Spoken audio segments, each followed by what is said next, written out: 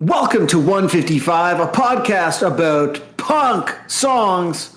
I'm Sam Sutherland. And my name is Josiah Hughes, and today we're talking about Suburban Home by, is it The Descendents or just Descendents? And also, we should have had this conversation last week with Ramones versus The Ramones. It's true. I think it's Descendents, but in like a conversational context, as with Ramones, I think it's acceptable to say The Descendents. That kind of has always bugged me, to be honest. I feel like you should pick one or the other. Like, the Beatles are never just Beatles, are they? I think if you're being really familiar, maybe the opposite is true with. I love Some Girls by Rolling Stones. Like it sounds a little bit more refined because it is like a slightly pretentious move, I think, to not have a the but to have a plural name. What if they were just The Descendants? That'd be kind of cool. Descendants? Yeah. Oh, that's interesting. I think there's got to be like a Descendants tribute band that uses that exact. There's so many Descendants tribute bands. I mean, I remember there was a time in Calgary where there was at least two, and one of them was like cool punks playing Descendants covers, and then one of them was like old suburb guys who would only play latter era Descendants. Like they were trying to be more refined, but just playing like much worse music. Playing all the technical stuff that's also still about farting. Yeah. I think it'd be cool if you were like a kind of slightly problematic kind of like hip hop tribute to Descendants called Descendents, where you're like, is that okay? I'm not sure. And we could talk a lot awkwardly about that and decide in the end that it wasn't up to us. So I guess to start off, what do you think of Descendants before we get into the song?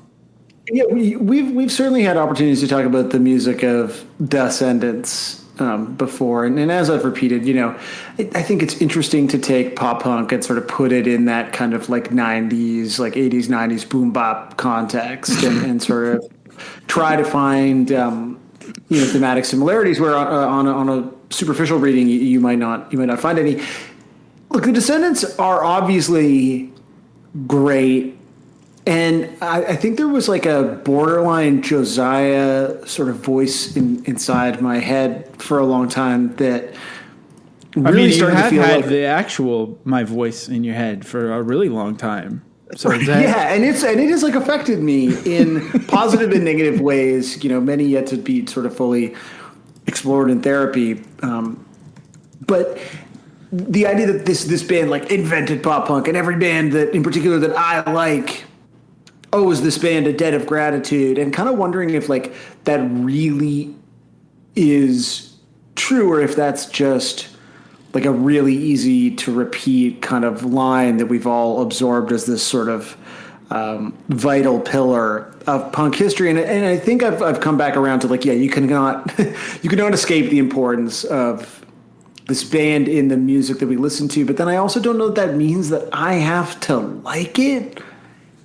And so I think I sit in like a really frustratingly middling camp where I'm capable of recognizing that this is like important music to some of the bands that I really love.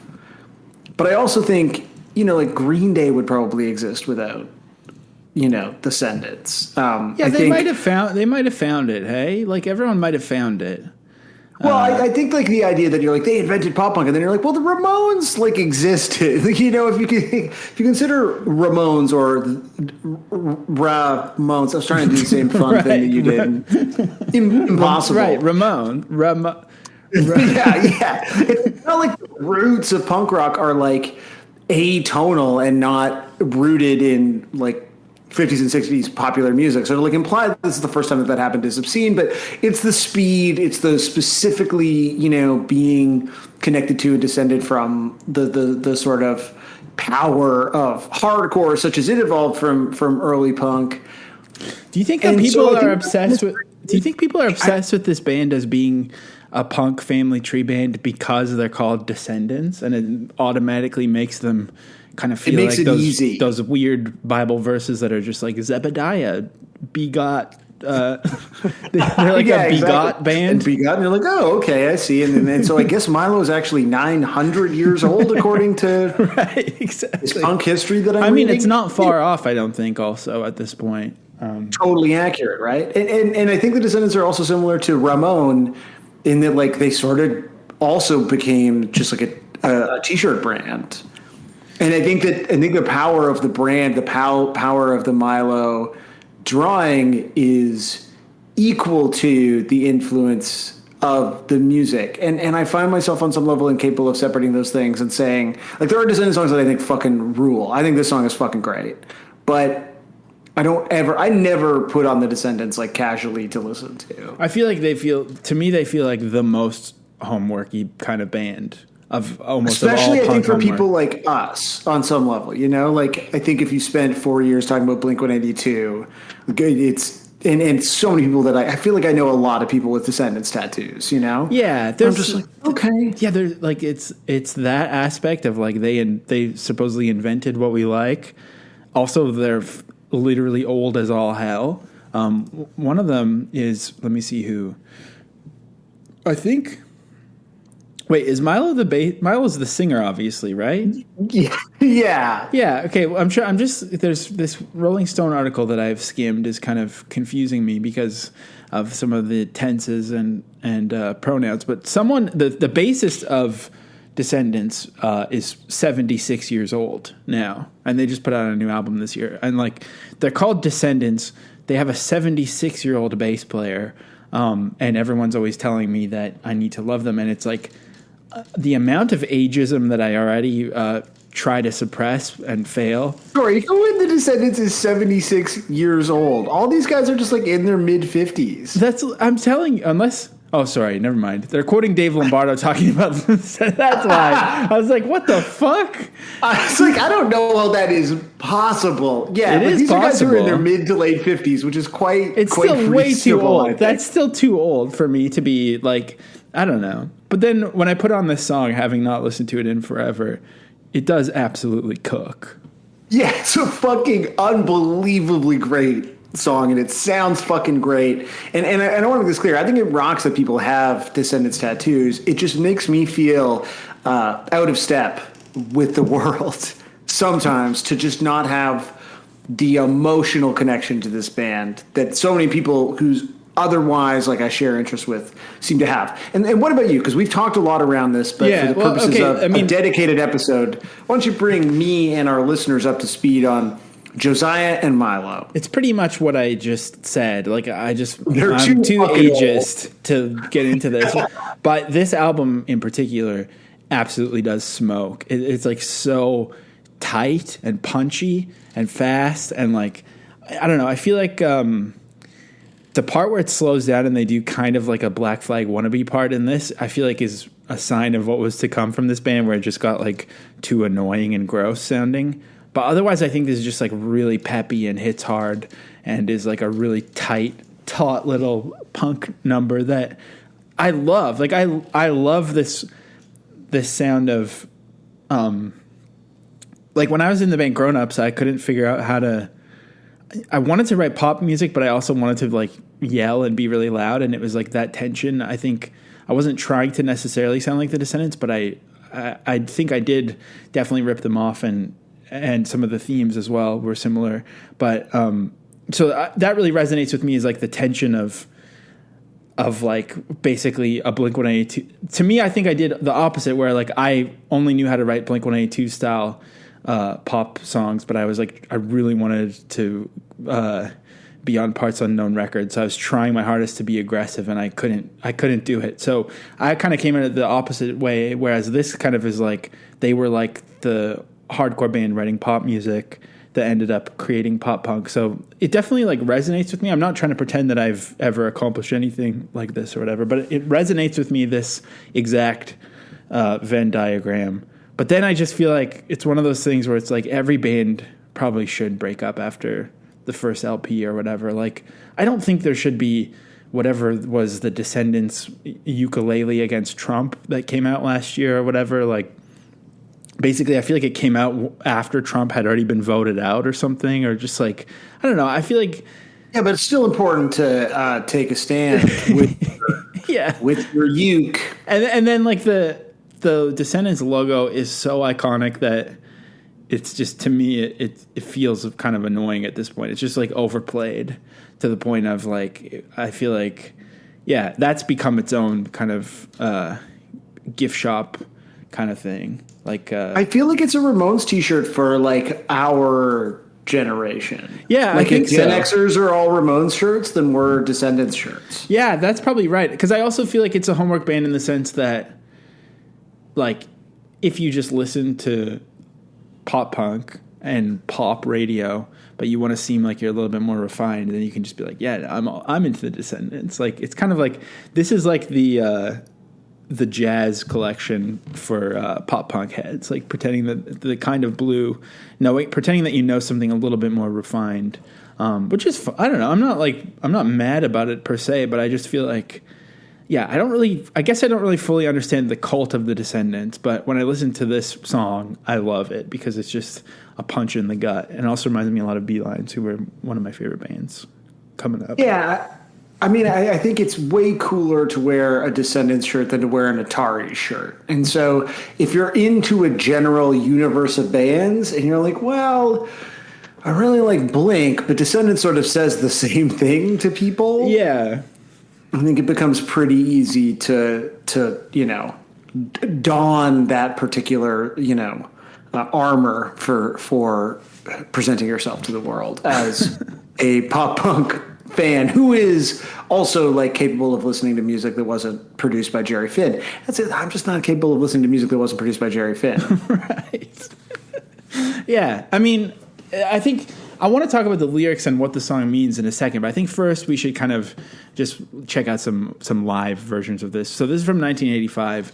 This is a live recording. I mean, 1985 being the year that both you and I were born, which to be ageist in this episode is kind of fucked because, like, when I was researching it, I was like, damn, this is from the year I was born. And then I realized that, like, most people who exist in underground music or whatever were probably born in, like, 1997 at this point. So that's already kind of fucked. Someone thinks you're in your 70s. And maybe I am. I mean, it feels like it sometimes. But, okay, here we go. Right. I mean, the artwork for this. Get out of this fucking sweatbox. What do you want? Still Hungry. Want to be stereotyped. I don't know if this is like a bootleg or what. Yeah, what is this? I want to be stereotyped. I want to be classified.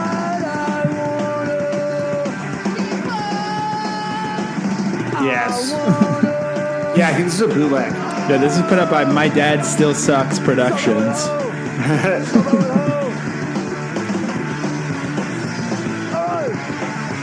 It has some, like, pretty badass swagger. There's like a caveman quality. Good band. Like, I mean, they are a good band.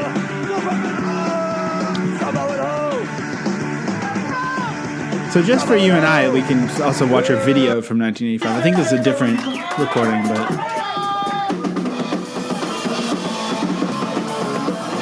like not even coming in altogether. Okay, I mean, I'll be honest with you. This is really fucking good, right? Yeah, the bass line is incredible too. Like, I love a song that is carried by a really melodic, noodly bass line. Totally. Constantly taking it for a walk. Even though he's 76 years old, the bass player. So close to death.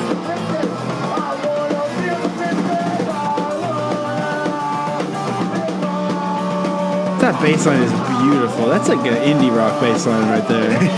Yeah, that's some like Eric Judy shit line. on here. Yeah, totally.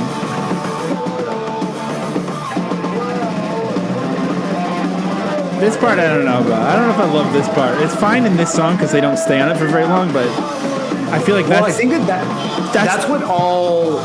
And this, like, that's definitely in my mind what every all song sounds like. Yeah, they as like one slight detour in this peppy little punk song, and it's nice, but they zoomed in on the wrong thing. Or maybe they had to, because you can't...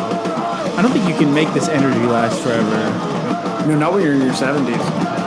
I do love Milo's, like, I love when singers have like a distinct signature stance that is also extremely fucking weird and awkward, and him just like tugging at his pants while he sings is so sweet. Because I mean, I've seen Descendents twice, and I mean, like, as a wizened old scientist, like, that's still how he stands, and it's very cute. So that was in 1985. I haven't fully watched this yet, and like, I don't know. Good on them to, I guess, still be, kicking the old can around. This is from 2019. I feel like it's not really the same kind of vibe. This is live from Bottom Lounge. I don't know. I feel like that's a venue you often hear people talk about. Does Milo have a water bottle like? Yeah, it's like wrapped. Like, he's carrying it like on a strap. Like it's like a. Yeah, that's kind of cool, backpack. Actually. Doesn't know what to bend down for. Yeah. They really all seem like we're playing the exact same. They're gym teachers who are about to retire. But like cool gym teachers. They're just basically like Biff in Freaks and Geeks. They're not cool gym teachers. They're not the kind of gym teachers who would let the goth kids skip out on the mile. They're still making everyone do the mile, even if they're walking. They still take their job seriously. They're not like pushovers. Yeah, but that's not very cool. I think goth kids should still have to run the mile. That's such a fucked up thing to say. I think, yeah. We played with Descendents at Riot Fest one of the years. It was in Toronto. And by that I mean we played at like 2 in the afternoon and they played at 9. But yeah, I searched. I was just searching to see if you've ever tweeted about the Descendents, and you tweeted that exact thing that you opened for them, but it was like a day and a half apart or something. Oh, really? Yeah. I like to brag, but I need to be honest about That's the only time you've ever tweeted about the Descendents. Really? I wrote the Descendents timeline for Exclaim. Oh my god. See, this is not... This is like a leisurely pace, eh? Yeah. Listen to those harms. I think they like became too good. I also actually fairly recently watched the Descendants all documentary. It's so slow, but it was like very, because I've interviewed Bill Stevenson a couple times too, like for that story, and he was like so aggressively strange, and only in the context of the documentary did I realize that was because he had a tumor in his brain for a long time that no one knew about. Oh my god.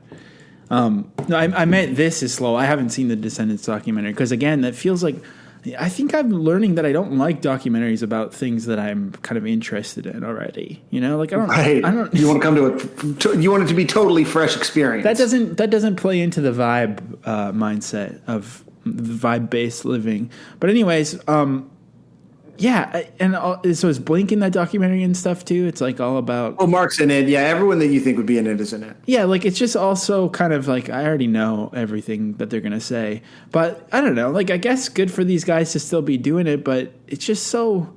It doesn't have the same energy as this. Like this is just like... This feels like a house show, the other one from 85. Like... Well, yeah, I mean, again, I think if they were as cool now as they were when they were like 18, it would be weird. Like it would be sort of unsettling. I kind of genuinely think that the sort of story of the Descendants kind of breaking up and coming back together whenever they feel like it is like genuinely sweet. You know, it is one of those things where like a band that just did a thing and then went their separate ways was sort of able to belatedly come back and like quite literally like reap the fruits of that thing by, you know, playing these shows and probably making fucking serious bank. And that so rarely happens. And I think it's nice. So I'm not that wrong in the sense that lives and stuff. In the sense that the guy I mentioned is 76 is Tony Lombardo. I thought it was Dave Lombardo for a second, and I was like, why the fuck is Dave Lombardo in this Descendants thing? His name's Tony Lombardo. He was originally in the Descendants, and he is 76. So there is still a 76-year-old in the Descendants realm, which is kind of... Universe. Yeah. I don't know. Like, should old people play punk? Probably they should. Tony Lombardo's not that old. Tony Lombardo was born in 1945. Oh my God, is he? Yeah, what the fuck? 1945. That's so long ago. This guy was born like he's a boomer. He's a boomer. Well, that kind of brings That me... can't be fucking right. That kind of brings me to the meat and potatoes of what I want to talk about today, which is kind of like...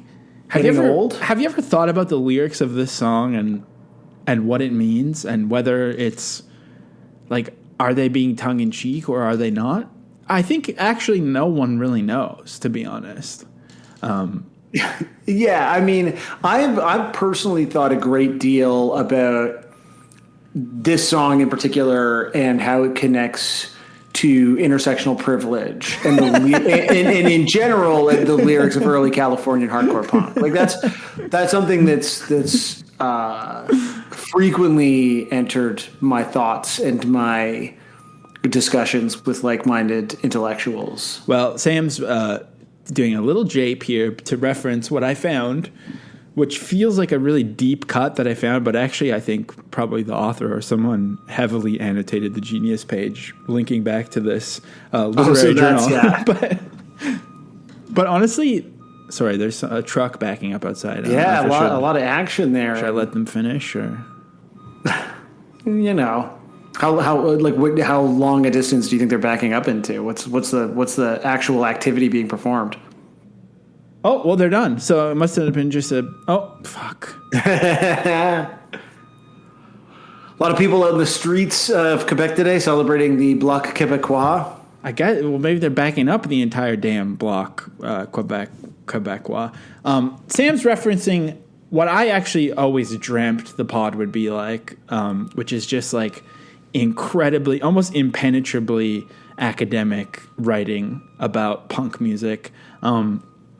This is a study by... This was your original idea for the pod. It really, yeah, this is what I wish it was. This is by someone named Konstantin Butz, which is already like a perfect name. That's Konstantin with a K, and Butz is the last name. Perfect name for this, I believe, German thinker. This is from the literary journal As Peers, which is, I think, AS Peers, Emerging Voices in American Studies.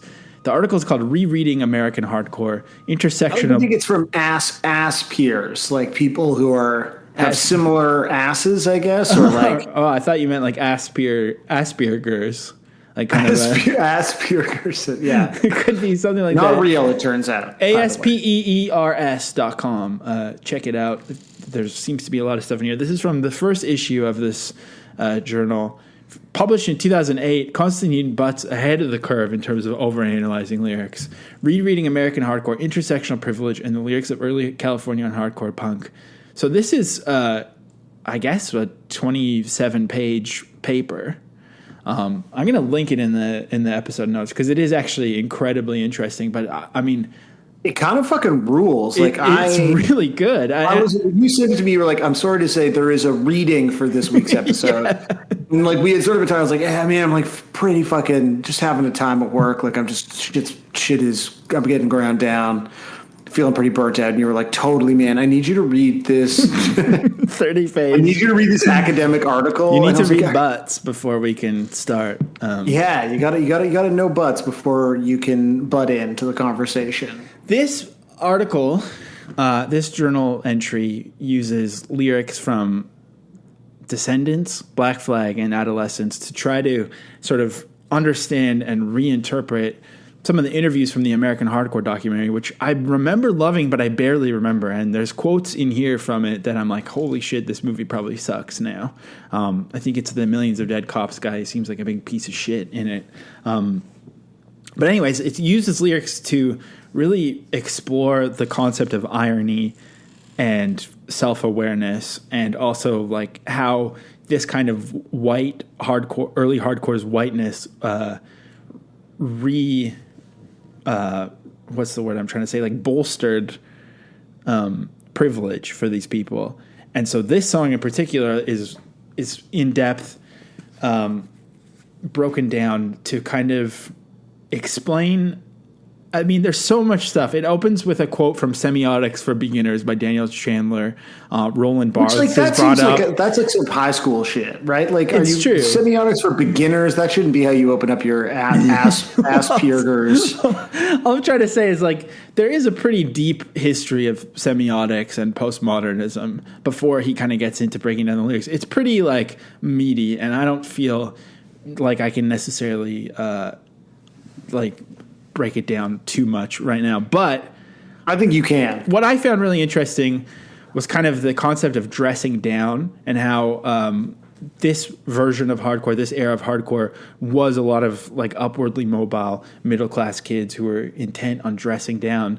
And he quotes Daniel S. Traber's idea of hardcore punk as a way of self-marginalization through the line, "I want to be stereotype." Traber describes it as playing dress down, which responds to the first person's narrative's desire for being stereotyped. In order to express their own individuality, the teenagers involved in hardcore punk use attributes that are usually associated with minorities. They want to be stereotyped as single individuals and thereby evoke connotations that are normally linked to marginal social groups. And then it goes on, like, I guess going into it, I kind of thought that the lyrics were tongue-in-cheek, and so I was kind of like, I don't know, Butts. I don't know if you're really onto something, but he kind of goes on to point out that they are being tongue-in-cheek, but just enough to be admitting that they have privilege, but also wanting to reinforce that they still have it. And also references that this is like the beginning of the gimme decade, where everyone wanted to like get rid of taxes on the middle class and kind of like just build their own personal wealth. And so it does make sense in the sense that like a lot of pop punk people, especially in the 90s and 2000s before it was such a dirty word, were like hardcore libertarians. So it all kind of like pieces together that this song is actually literally just about somebody wanting to own a suburban home. And it almost seems like it's them saying they want to own a suburban home so that they will still be stereotyped and classified as being like a punk or something. So it's kind of, in a way, it again is kind of self-referential as this idea of dressing down and needing to be marginalized in order to exist. So I don't know. I highly recommend my boy Butts, Constantine Butts, but I don't know if I've summed this up correctly or not, but I feel like there's still so much meat on this bone here. It's a genuinely fascinating article. I was going to skim it, and I read the whole thing. There's a lot of Roland Barths in here. I mean, we've talked about semiotics before on the pod, and I feel like my Goodreads list has like 5 because it seems so like hypothetically interesting to me, and then I'll take a book out of the library and get half a page in and be like, I don't understand anything that's fucking happening here. And initially that was my reaction to this article. It's like academic writing, as we've discussed, is like the dumbest fucking thing in the world, for lack of a more academic way of describing it.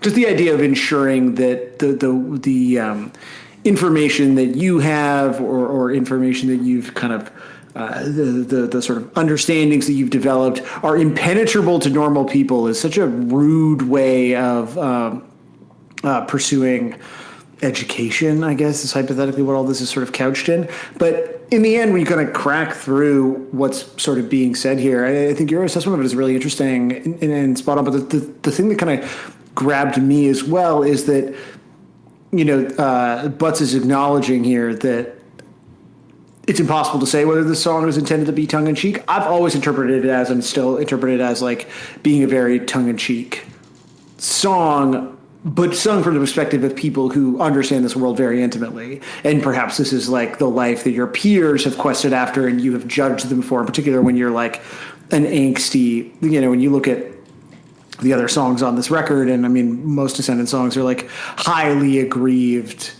you know, disconnected from your peers, and that sort of particular alienation that is sort of seems very particular to teenage guys, and that like the sort of obviously the gender politics of the Descendents are complicated and mercifully not in this song, so not something that we really need to get into. But there's a point that's made kind of towards the end of the Butts essay about how even if they are intended to be read as ironic, like even if the song is ultimately satire, that it comes from such a privileged perspective to be able to satirize those things without accepting the fact that for many people who don't grow up in those environments, those actually are very desirable. Yeah, I actually wrote that quote down. It says, the logic of the lyrics ignores that there are social minorities who actually feel this desire because they associate a way out of their underprivileged living conditions with it. The privileged positions of the hardcore punks that sing, along with them, therefore remain unquestioned. So it's kind of like, it's just kind of an amazing thing about, and I did, in fact, in the conclusion of this, Butts talks about how this was a really difficult paper for him to write because he loves 80s hardcore, and it was making him like question why he loved it and sort of face himself. And I felt similar while I was reading this, like it speaks to the limits of irony when you're joking about things that you know a lot about because you grew up in them. And then that kind of becomes this, like, you're telling on yourself. Like, if you can make fun of suburbia so well, that means that you are suburban, and therefore you kind of already exist in that bubble where you even have the ability to make fun of it. So maybe that's really obvious to recognize your own privilege in things and feel uneasy about it. But I don't know. It's cool to do it in such a snooty, highbrow kind of way. Well, but I do think that's a little bit more of a modern condition. Like, I mean, maybe part of it is like not paying attention, obviously, and the privilege of not paying attention. But were those conversations part of, let's not say punk, but like pop punk in the 90s, in the 2000s? Like, were those real conversations that people were having and engaging with? Whereas now I think it's like baked into all cultural discourse. And that, in that sense, like, you know, people like you and I are better equipped with the language and the understanding to at least kind of try to work through those ideas. But I don't think that anybody was considering the implications of, like, if the satire of Suburban Home was exclusionary. I mean, in 1982, or then, you know, in the 90s when the band reunites, in the 2000s when Blink is telling you to listen to them. Yeah. But I think it actually also speaks so much to just kind of our understanding of Blink-182 and them being also kind of this question of whether or not they can actually be punk, because all of their problems begin and end with, "Hey, Mom," you know, and so therefore, are they valid and are they actually marginalized in any way? Like, basically, it seems like most of these pop punk bands from the 90s, their biggest problem is that they have ADD or whatever. They're bored. And so the question of whether or not that's valid is kind of something we've been wrestling with. But this really frames it more as like, if you hate the suburbs because it's where you came from, you're kind of like spitting in the face of people who would just love to have a home at all. Maybe. Yeah, and what was the term that's in here that you used a few times that I can't recall right now? But basically, like, dressing down, like, yeah, dressing down, exactly. Like, always looking like a fucking slob and kind of not being concerned, being like, well, if people judge me for it, then whatever, is like such a whole, and it's absolutely something that I've been guilty of my whole fucking life, is like such a comedically privileged position to be able to take, right? Yeah, or like to reject the things that other people love as some sort of stance, when really it's just because you're kind of sick of it because it's how you were raised or whatever. It's kind of a funny thing.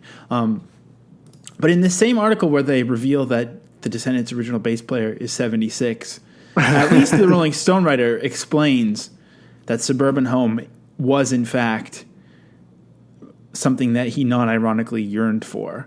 And that was Lombardo saying that. I mean, he is a boomer, as we've established, so maybe that's why. But yeah, he literally, and then he did, when he quit, he did actually move into the home that the song is about. So really, on top of all that, there is kind of like this possible unfocused irony, but then the real irony is that he did, I guess, move into the home that it was written about, at least according to Rolling Stone. So. Well, it makes sense. I mean, you know, this is in the doc, and it kind of stuck with me, is that, like, you know, Tony Lombardo is like a key part of this, like the defining era of this band, and then they start to go on tour a lot, and he's like, I bought a house, like, and I'm not going to blow up my fucking life to tour in a punk band. That punk band becomes like one of the most iconic punk bands of all time, and he regrets it. It's like a really fucking sad part of the movie. And I read a few things about that afterwards, and he's talked about it a lot. He had like a job at the post office. He was engaged. He just like didn't want to walk away from that life that he had been sort of questing for so fucking long. But I mean, like, what are the fucking odds that the band that you've decided to walk away from ends up being Descendents? You know, I'd say for most of us, not very fucking good. Like, most people, when they decide, you know what, I'm not going to tour in a band anymore, it's probably the right call. You know, right. Not to shoot on anyone's dreams, but like, It's dicey out there. It's real. It's not a great time. Well, I mean, still, if he had stayed, he would still just be a 76-year-old man playing at Riot Fest with fucking junior battles opening for you 16 hours ahead of time. You know? The dream. The dream. Just the last thing I want to say about this article, which again, I'm going to put in the notes because it is genuinely very interesting. Fascinating. It's really well written. There's 2 comments on it, which kind of shows how divisive this kind of thing is. Someone named Giordano wrote, "Cool stuff." And then somebody whose name translates to whiskey in Ukrainian, I just looked it up, they wrote, "You are an asshole. Fuck you." So kind of just different. That's a sign that it's a good article, I think, to get those 2 reactions. That's absolutely, that's what you're going for sure in those moments. And also, I will say this too, like the thing that it's missing is obviously that I feel like hardcore in particular and punk, especially more recently, has, well, maybe not even more recently, like the whole time there has been this other story happening of like extreme left inclusive politics or not inclusive towards pieces of shit. But like, obviously this argument is erasing the fact that the entire time there was also like a countercultural movement happening and still is to this day. So it's kind of like these kind of like snooty articles don't really mention that, but it is also interesting that a song like Suburban Home by Descendents, which is like one of the hits, so to speak, does kind of sort of, I don't know what it does. The fact that it's like tongue in cheek, but doesn't really have a point of view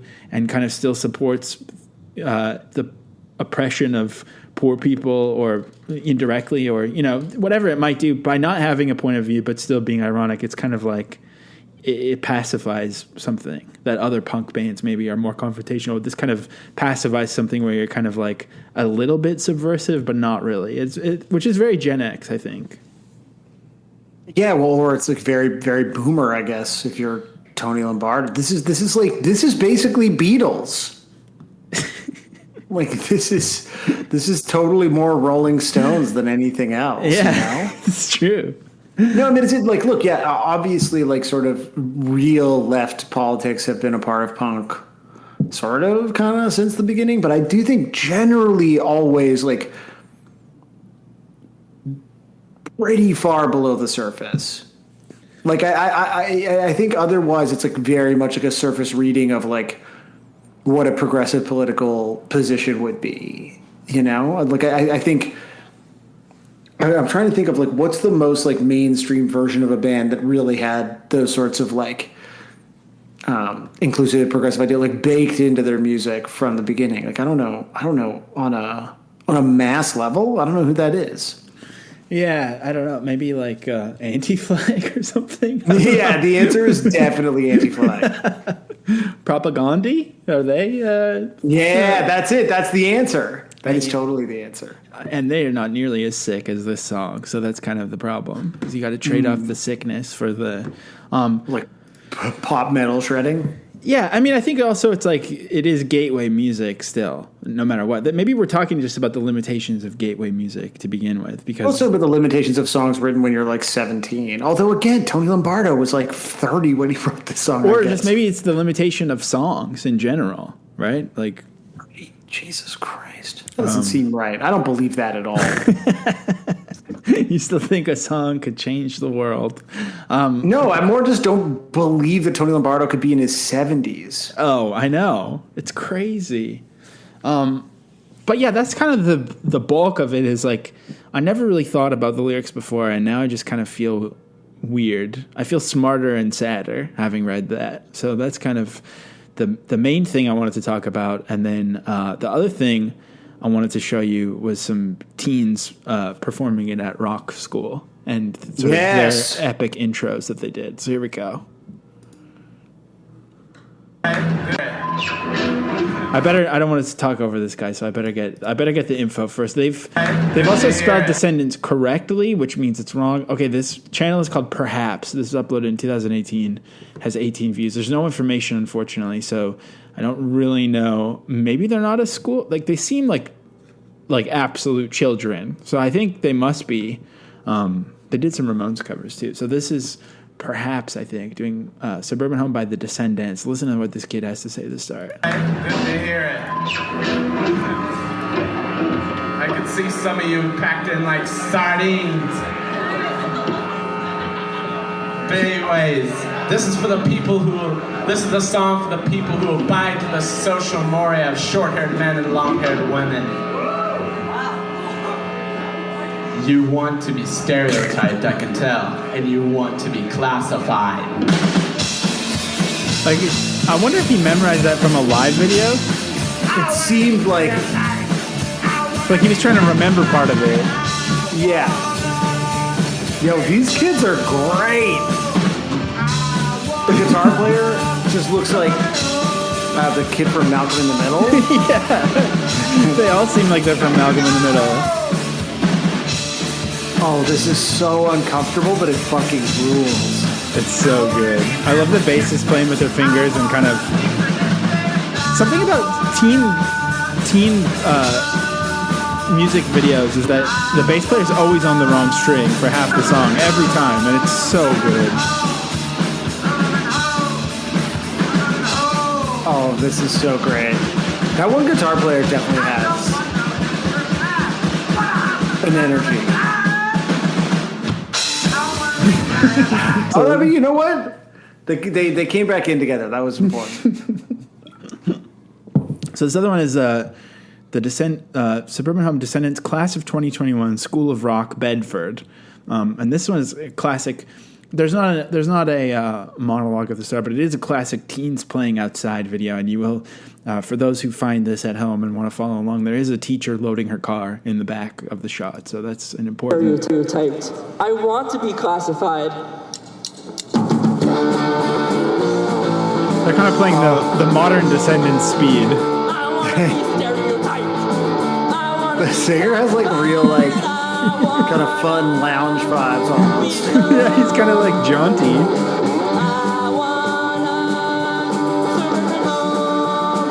I would give anything to be in this show. The dog.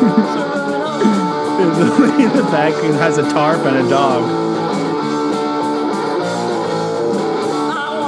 Parents are always so disrespectful towards the performances. I know.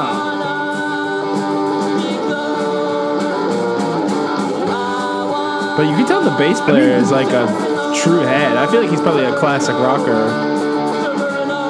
Also, I feel like the drummer is the absolute youngest member of the band. Yeah. And she's like fucking nailing. I feel like, like no disrespect, in the last video, it's like it's hard. And, got that like dead-eyed kid playing drums, like vibeless look, which I respect.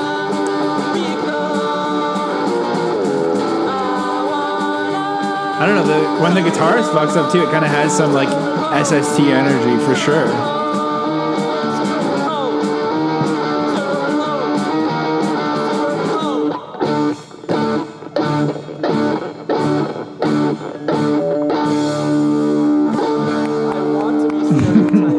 I want to be classified. Yes. Clap, clap, clap. So we've heard those covers. We're gonna hear our own family covers in a second, but there are a few notable people who've covered it, which unfortunately I got to start with maybe the band that like I know people love this band, but I can't do it to the point where like just knowing that they existed with this name and what it stood for and everything. I know there's like a whole story. I don't want to be disrespectful, but for me, this band coming out was kind of me realizing I was done with this kind of music. This is Fiddler from a Filter magazine 50th anniversary compilation. Yo quiero ser estereotipado.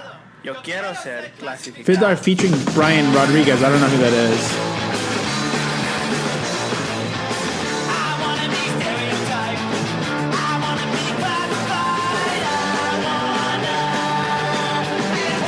Unfortunately, it kind of sounds good to me now, too. That's even more upsetting. Yeah, this is fucking awesome. I just can't let myself like Fiddler. I feel like that's one threshold, one boundary I need to keep in place. But the guitar is cool.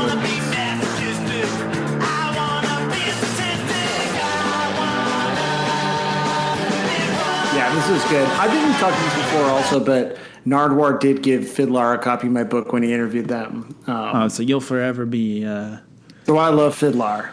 I think they're great. And Nardwuar. You like anything that ends with a R. I'm very you're simple. a real talk like a pirate kind of guy. Yeah, exactly. Well, up next is MXPXR.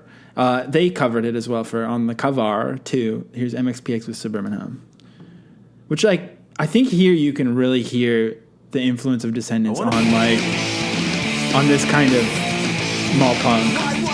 Yeah. I wanna be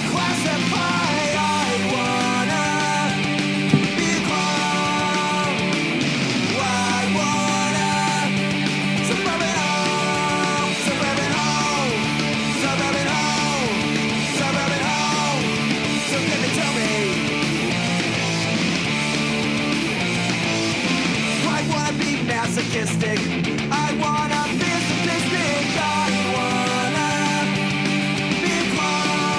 But it sounds really bad when it's that slick, I think. I think it kind of sounds disgusting. Yeah, no, that was fucking bad. That sounds like all to me. Right. Like that sounds like the version of this band that fucking sucks. And I noticed, including the Descendants themselves, like everyone seems to play the song with like kind of a surf drum beat. Whereas in that early video, it was kind of more unhinged and fast and not so like they start kind of following the bass line with the ride too much and making it surfy. And I don't know if I fuck with that as much, especially, unfortunately, MXPX, I love you, but not today. And then finally... Well, yeah, that live version that was slow, I was like, is this like a surf song? But I think that like it's like, oh shit! Yeah. Fucking hang 10, buddy. It's really weird. But in that 85 video, it's not like that at all. So I don't know what's the deal. Did not hang 10 in 1985. And finally, in Tony Hawk's, what's it called? I can't even read. I think it's called American Wasteland. It was like the Tony Hawk. Yeah, this was the Tony Hawk game where a whole bunch of like MySpace type of bands covered classic American hardcore songs for some reason. Just like an absolute unholy idea that should never have been done. And so Taking Back Sunday, who I've never heard still other than this song.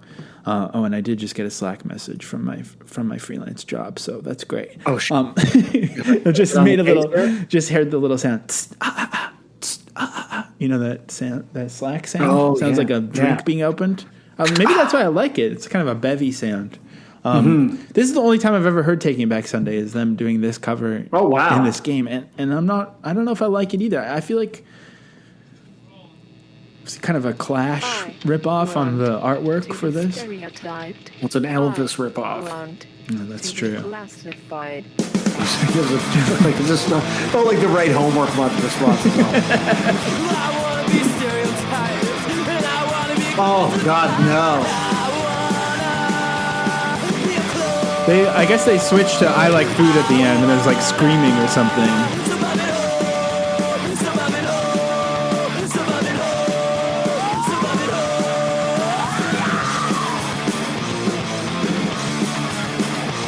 These types of bands, like playing kind of hardcore style, is always fucking wretched. Yeah, it sounds like dog shit. I mean, I don't even know how to like say it in a funny or clever way. It just sounds fucking. It's fucking bad as hell. Yeah. But anyways, so those are kind of some of the bigger names who've taken it. Now let's get in a second. We'll get to some smaller names who've taken it on for us. Of course, our 155 family, but for little people. Yeah, but first, let's hear from our guest. Welcome to 155 this week to our very special guest, Michelle, who I only know as the Twitter user @InTheFade. What's up, Michelle? So nice to hear a voice behind the tweets. Hi, how you doing? And of course, Sam is also still here. No one cares. Yeah, no, I've been here the whole time. What's going on, Michelle? I guess like for people who don't know who you are, my understanding is that are you kind of an early Twitter adopter? Is that? I mean, you're just, to me, you're just like you're part of the fabric of Twitter, basically. And I mean that in a good way. I love Twitter. I'm not one of these people who says they hate Twitter performatively. I think it's great. Yeah, I've been on 14 years. Wow. When I say it like that, it sounds horrible. Yeah. I mean, the way they do Anytime that. you get the little birthday notification, Yeah. you're like, that can't be right because I've only been out of high school for 5 years, so it wouldn't make sense. I was on Twitter in high school, so that it just doesn't add up. So I agree with you. Josiah, how long have you been on Twitter for? Let me check, actually. I think it's been pretty fucking long. I've been on since 2009, so 12 years. So I'm not, and to be honest with you, if I compare how many followers Michelle has and how many I have, that feels like I've wasted my life more drastically than you have. I think I'm the one who's wasting my life on Twitter. Oh, I joined in 2011. I feel like a real Johnny-come-lately postdoc here in the Twitter contest. That's true. That's because you probably came at it with your business savvy, trying to get in there and. Yeah, that's it. I was treating it as LinkedIn the whole time.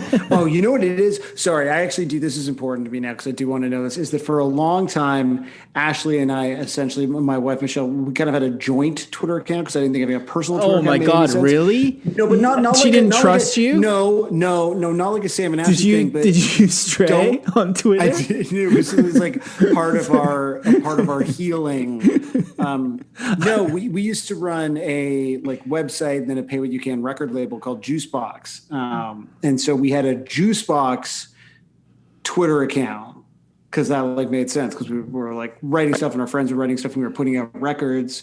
But I was like, what do I need Twitter for? And then eventually I was like, right. He's always doing this. He's always trying to talk about his projects and his accomplishments. I'm just saying. Okay, so really, I've been on Twitter since 2009. I it felt like I was too not in the cut with you guys. So Michelle, the reason we're talking about Twitter so fucking much is because we've been doing this thing lately where obviously we don't talk about Blink-182 songs anymore. When we talk about a song, we search to see if anyone we follow on Twitter has been talking about it to see if we should have them on the show. I realize by saying this out loud, people are going to start trying to talk about the songs to get invited. That's not going to work. I'm going to be smarter than that. We don't do that, but secretly we do. Anyways, last week we did Pet Sematary by the Ramones, which you said once on Twitter was your favorite Ramones song. And then this week we did Suburban Home by the Descendents, which you said was your favorite Descendents song. I mean, we've just kind of perfectly synced taste with you right now. Right. So I guess, why is this your favorite Descendents song and what's your relationship with the Descendents? I'm a Descendents fan. I'm not a super fan. I love this song because it just, that whole album to me is kind of bordering on angry. It's also depressing too. And Suburban Home, to me, it's like, do you want to live the American dream or is it an American nightmare? It can go both ways. And being a suburban person, living in a suburban home, I identify with the song. Right. Because we've just spent a long time kind of looking at the lyrics and we found a very snooty academic paper about kind of reading into the irony of the lyrics and what they really mean. And it's kind of like... I developed a monocle from reading the article. It's true. He did. He has to get surgery to have another glass put in because he's similarly affected in both eyes. But the thing is, it's actually hard to tell even if the song itself is being critical of the suburbs or if they are kind of on the nose saying they want to live in a suburban home. Right. You can look at it both ways. I think they're saying they want to live in a suburban home, even though they know it's kind of selling out to the man by doing so. And there's a whole bunch of bullshit that comes with it, but who doesn't want that? Right. Okay. Did you grow up in the suburbs? I did. Suburbs of Long Island. And did you feel that kind of push away from it? Did you ever fully you were just fuck it, this is not the life I want, you rejected, and then gravity, that comfort that pulls you back? Or what's your sort of journey emotion? I have lived in the same town my entire life. Wow. I've moved 5 times and all in the same town. It's kind of like you put down roots here and nobody goes anywhere. Everybody I know around here has lived here their entire lives. And I never felt that teenage urge to get out and go see other cities and see how other people live. I like it here. I like the suburban life. Wow. So you've never, but okay, having said that, do you ever have the thing where because it's so ingrained in you, you feel like you're allowed to hate on it, but other people, maybe you haven't lived there the whole lives, they're not allowed to hate on it as much? Absolutely. That's I can so hate sick. on Long Island all I want, but don't you dare hate on Long Island. I get that. I feel that way. I'm from a Toronto suburb called Etobicoke, and I've never really left Toronto. I've never left like the west end of the greater Toronto area. So I kind of understand what you're saying, but I feel the same way about Etobicoke, despite not living there anymore. I'm like, when people insult Etobicoke, it's not right, and it's not allowed. Right. Josiah, do you get mad when people talk shit on Abbotsford or No? Edinburgh? Well, I mean, when I was a teen, I've lived in so many different places in my life that I'm kind of like a backstabber to all. I don't really give a shit about any of them. You can You're say a whatever fake you friend. want. I am a fake friend to my cities. None of them are its own character in my story, so to speak. But I am curious, Michelle. So when you were like a teenager, were you into punk music a lot, or? I am old, so I was around when punk was starting, and that was very formative for me. I got into the Ramones very quick and the Sex Pistols and the starter pack of punk rock. And it stuck with me. And so when that was happening, did that not make you want to leave Long Island and like go to where all the shit was happening, or was there shows happening where you were? I went to the city a lot. Oh yeah, okay. So I guess it's like kind of you have the best of both worlds. Right. I'm living in the suburbs, but I'm a train ride from the city. That's so sick. So I mean, yeah, tell us about some of the shows you saw when you were a teenager. That sounds incredible. Actually, one of the best shows I saw was here on Long Island in a movie theater. I saw the Ramones in this small movie theater called the Mini Cinema. And the Ramones played there, and it was chaotic and incredible. That sounds so cool. Was there like movies playing behind them? No, Okay. not that I remember. I don't remember all of it. Yeah. So a lot. I feel like when we talked about Pet Sematary last week, it seemed like a lot of real like hardcore proper Ramones fans kind of hate Pet Sematary because it's slow and it's got the like real 80s production gated snare sound. But I love Pet Sematary, but I'm like a huge soft poser. But you saw the Ramones and you love Pet Sematary. Do you tell us also why you love Pet Sematary and why it's not just a song for posers? Defend me is basically what I'm asking. It put me on the spot here because I thought we were talking about another song. Oh yeah, no, sorry. I mean, it's fine. The answer could just be because it's a great fucking song. I did not mean to throw you off there. It is a great song. And just because it's not old Ramones, it's not hardcore, doesn't mean it can't be a great song.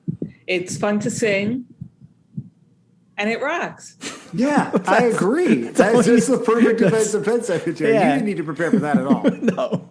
Also, your Long Island accent is so cool that I would never push back on anything you say, honestly. Oh, It's true.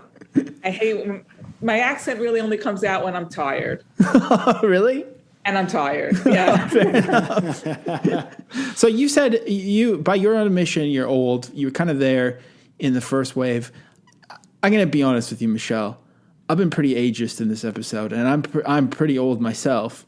But I'm curious, from someone who was around for like the first wave, how do you feel about like people who just keep playing punk music into their 60s and 70s? Do you is it okay to play punk music when you're like a senior citizen? Yes. I'm in my 50s. I'm nearly there. And this is what I listen to. I am a 50-something person who listens to punk and listens to emo, and that's all I listen to. I don't feel like as you get older, you need to change what you listen to. This is what I grew up with. This is my music. Right. I'm not going to start all of a sudden listening to Barry Manilow just because I turned 55. I'm going to be sitting in the old age home one day listening to like American football, and you know, it's what I listen to. Fair enough. So back to the Descendents. I guess the other thing that I feel like I push back on because I'm kind of being a brat about it is like I feel like so many people tell me how important this band is that it makes me just feel like I'm in school. Like I don't want to listen to something because it's important. But luckily this song in particular is sick as hell. So I'm okay with it. But do you kind of know what I mean? Yes. Yes. They put a lot of, they influence a lot of people. They're very important. I don't care about that stuff. Yeah. I don't care how influential you are. I don't care how important you are to other people. I just want to enjoy the music. Right. Exactly. We've also talked a lot about the Descendents, also in the wake of the Ramones episode, as kind of like a merch band, like almost they're like a clothing brand. Have you ever owned Descendents gear? Have you ever had a coffee cup with Milo's face on it or anything? No, I haven't. One time my Twitter profile picture was Milo, and it says everything sucks. Right. That was at some point after Trump won the election. Nice. But that was the closest I came to ever having any Descendants branded anything. Right. Yeah. So I like that you said, you're not going to listen to Barry Manilow when you get older. I noticed tonight you said, I think that your son was at a Dave Matthews Band concert. Yes. And that was really upsetting for you as well. It's upsetting to me. So I've never seen him listen to Dave Matthews in the 28 years I've known him. I don't know why he's going to this concert tonight, probably because it was at the beach and it was something to do. But I hope he doesn't turn into a Dave Matthews fan. Well, people are so into the Dead lately. I feel like it's not that far off, but that's what I was going to ask you is like, what do you think about people who listen to things ironically or like listen to bad things on purpose? Have you ever been like that? No. I had a feeling. I listen to a lot of bad music that people tell me is bad. But, I mean, like, for instance, I like the song Steal My Sunshine. I love it. Yeah. Okay? And I know it's not a great song, but I don't listen to it ironically. I listen to it because I really enjoy it. I don't find pleasure in listening to something ironically. I listen to Limp Bizkit unironically. Yeah. Another classic. I think listening to things ironically is just because you're too afraid to admit that you like it, but then culture eventually fills in the gaps, and then you can just admit that it's good. Yeah. I recently found out that I moved in the last couple of months, and apparently a few years ago, one of the like extra guys from Len used to live a few doors down from me. Oh, really? Yeah, like not the brother, the sister, and no one who ended up in Broken Social Scene, but like one of the touring members of Len or something, who eventually started a concrete business. But there's been a lot of Len in my life this week, so I was very, very happy to hear you bring up our you mentioned proud Canadians. You were talking about Len like 15 minutes ago when we were talking. Len's to Crystal. in the air. Yeah, Len season right now. There's only two bands from Canada: the Subhumans, as discussed in that episode, and Len. Yeah. So Michelle, I think I've seen you talk about this band before. Correct me if I'm wrong, but I think you also like the band Taking Back Sunday. I love Taking Back Sunday. And they also covered this song. Which I didn't know that. We were just shitting all over it, but to be honest, I've never heard them before. But they did cover this song, so it kind of like there must be something about this song that is just it's a Michelle song. Oh yeah, Taking Back Sunday. They are from the suburbs, so it doesn't surprise me that they covered it. They're a Long Island band. So it sounds like you're very like pro suburbs, but is there anything that you don't like? Do you have any beef with the suburbs? Is there any, when you mentioned the American nightmare element earlier on versus the dream? What do you think of as being kind of the American nightmare of the suburbs? I mean, home ownership sucks. It's nice owning your own home, but it's also horrible too. It's very expensive. There's always something going on. There's always something wrong with the house. I hate the traffic here. I hate Long Island traffic. I live 7 miles from my job. Sometimes it takes me a half an hour to get there. Oh, wow. Yeah, everything is, anytime there's an empty space, they put a house up. And they put up these McMansions. Right. And they dwarf all the other houses in the neighborhood. And it looks horrible. I don't like the way the suburbs are starting to sprawl like that. And everything's so big and oversized. Totally. So, there is still a lot of problems, but there's just this allure that brings everyone back to the suburbs as well. You can't resist it. Yeah, it's how I grew up. This is how I grew up, and I wanted my kids to grow up the same way. So I stayed here. It was a nice upbringing. I had a nice childhood, and not that I couldn't have had a nice childhood in a city or something, but this is how I grew up. This is what I know. Right. What's your basement situation? Like, you got a nice cozy basement with like some video games and blankets and stuff, or? I have an apartment in my basement. Oh, okay. Yeah. Well, then someone gets to enjoy the coziness of it. It's actually very nice. It's a nice apartment. That rules. I used to live in it. This house was my grandparents, and I used to live in the basement apartment, and then we bought the house. I see. Oh, that's awesome. Yeah. That rules. Well, I think unless there's anything else you have to say about the Descendents, I don't, other than like thinking about the suburbs and thinking about Milo as the t-shirt band, I feel like it doesn't go much deeper than that for me personally, but I don't know Not if a very deep song. It's kind of like suburbs rule, suburbs suck. Yeah, exactly. Sunrise, sunset. That's kind of all there is, you know? Exactly. So, is there anything you want to plug before we let you go? I have a newsletter. Okay. You can go to my profile and click on the link and subscribe to it.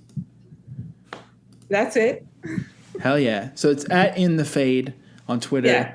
And you can check out the newsletter. And, of course, you're a great follow. And you do really seem to love music a lot. More than, like, anyone else I know, really. So definitely follow Michelle and get in on some I feel like my vibe from you is that you mostly seem to love emo a lot. Yeah, I do. I'm a very emo kind of person. That rules. Well, thank you so much for stopping by. Thank you so much for having me. I want to be stereotyped. I want to be classified. I'm running out of ways to do this bit now. All covers come from our. I'm trying to do an impression of Milo, so I'm gonna do this like it's the intro to the Descendents song. Oh, I see. All covers come from our Patreon gatekeepers, and they were all made in less than 96 hours. I don't know.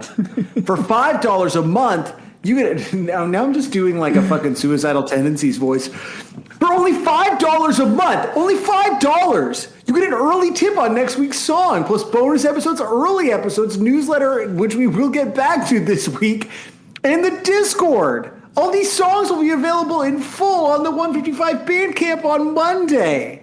It's funny that you mentioned Suicidal Tendencies recently. It's funny that you mentioned Discord, because I think if there's any disc rockers out there who haven't signed up yet, you might want to immediately sign up and find out what song we're doing next week, because it's it's gonna. Let's just say that your credit card isn't the only thing that's going to be charged. Okay.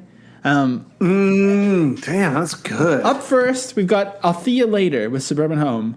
This is the real one. I only exported. Okay, so this is just something to do with. There's been 2 uploads, but this is the one to use. So here's "I'll See You Later" with Suburban Home.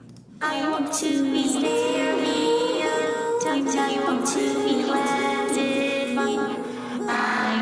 want to be alone. I want a suburban home. I want to be a masochist. I want to be a sadistic.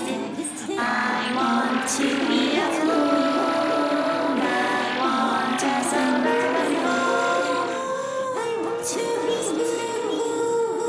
alone. I want to be classified. I want to be alone.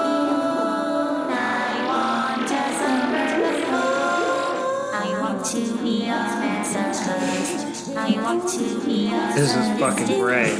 I want to be I love when they start like that, and I'm like, okay, we're just going in straight into the deep, heady shit right off the bat. That was fucking awesome. So tight, so cool. Definitely, I think Althea Later should be the new front person of the Descendents if Milo decides. Yes, to go back to college again. Yeah. The whole thing. That's the funny thing too about Descendents and so many bands of this ilk and era is that everyone would always be like, "Oh, can you believe they went to college? They like know about school learning." But then to read this like academic article about it, kind of poking holes through the whole thing, and then being like, "Oh yeah, everyone goes to college other than me," you know? It's kind of like. Yeah, that's fair. That's what makes you so special. If anything, I'm better for having dropped out, in my opinion. Okay, here's duct. To write an album about it. Duct work, Suburban Home. So duct is D-U-C-T. It's Dottie Be Good, Unentitled, Chores and Homework, who is Teenage Stand Club, and Tender Hell. So this is a super group, if I've ever seen one. Duct work. What, is that like homework? Duct work, Suburban Home. I want to be stereotyped. I want to be classified.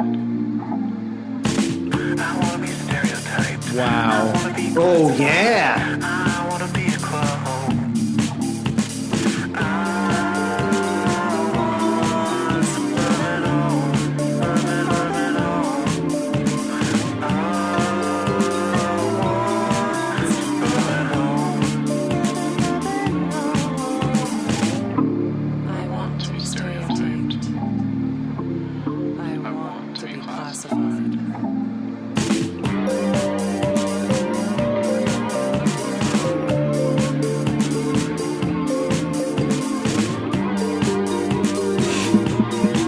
This is incredibly violent.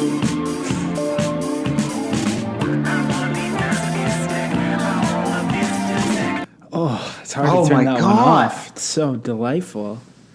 Yeah. This is going to be fucking great. Yep, that was incredible. Thank you, Duct Work. You really put in the work. It's my little joke here. That was pretty good, man. Soothing Waters, a community of new homes, new development, suburban home. Soothing Waters says, did a straightforward cover, then drove 100 laps in the cul-de-sac. That's the other thing I was thinking about while we were talking about this is like, I do remember because it like seemed cool to hate the suburbs. I remember being like obsessed with like hating on suburbs and cul-de-sacs and stuff. And I was like really into this like shitty Scrams band called Kill Your Cul-de-Sac because they were called Kill Your Cul-de-Sac. I thought it was like so cool to like hate. I mean, that Desaparecidos like album, it's like literally has songs about cul-de-sacs. It's great. You mean Cul-de-Sac, I believe, is the I think it's Cul-de-Sac, is it not? Cul-de-sac? To pluralize? I don't think it's called. I don't think. I'm going to check actually, since it is homework month. Yeah, this is. I guess it could be either cul-de-sac or cul-de-sacs. Sorry. Some dictionaries. Hang on a second. Cul-de-sac comes from French that literally means bottom of the sack. So I guess that's pretty good. Okay. When a dictionary lists only one version, it is cul-de-sac, making cul-de-sac the safer choice grammatically. So just everyone's learning something here. Wow, this is valuable. Thank you. But honestly, I kind of love, now that I live in like the middle of a city, when I do get to go, I mean, all I really romanticize is like a basement. Like, don't you just miss like a sweet basement where you can play like an old PS2 or something? Like in my mind, when I last lived in like a house that had a basement, I had, or actually this was a long time ago, but I had like a shitty old TV in the basement with like an out of date system. I had all these video games there and built this like paradise kind of indie man cave for myself. And then I just never went down there at all, but I still love the idea of being able to go into a basement and kind of like, there's like gross old carpet and a shitty couch. Oh, it's nothing like it. I recently was making a joke about my old neighborhood and like looked up the address of the house that I basically grew up in, which I've not been to for a long time. My parents moved out of it, you know, maybe 12 years ago. Like it's been, and I'm not back there often. And I like looked at it on Street View and I was like, this is insane. But I do, because I feel a degree of, there's something very, especially if you come from that environment, there's something very comforting about just the space of it all, you know? Yeah. Yeah. It's like, just comfortable. You don't like go outside and immediately see maybe somebody juggling and riding a unicycle, which is kind of the norm where I live now. When you go outside. Yeah, I mean, you literally moved to like the juggle capital of North America. It's true. Like, or maybe the world. Like, I feel like there's probably more jugglers per capita in Montreal. It's true. Anywhere. Whereas in Abbotsford, where I grew up, it was more of a juggalo capital because there was this guy that lived on our street who I remember he carved the corn logo into his forearm with a knife, and like it healed as like a scar tattoo. He was a real bad boy. Wow, that sounds cool as hell. But yeah, I do wonder, maybe everyone in Discord let us know, like, as you get older, do you kind of maybe realize that the suburbs are kind of sick, or no? I mean, I still don't think I could live there because I do find it depressing as well. I feel like maybe that's why all this music resonates, is this complicated relationship with the suburbs. Yeah, you hate it when you're there because you feel like you're supposed to, and then in retrospect, you, despite yourself, maybe have some nostalgia for it. I don't know. Yeah, it's complicated, man. Maybe it's just because I miss like couches that are really comfy. I miss like a big ass. Yeah, that's really what I feel like your problem is. You know what? I got great news for you, man. They got city couches too. That's true. All right, here's Soothing Waters, a community of new homes.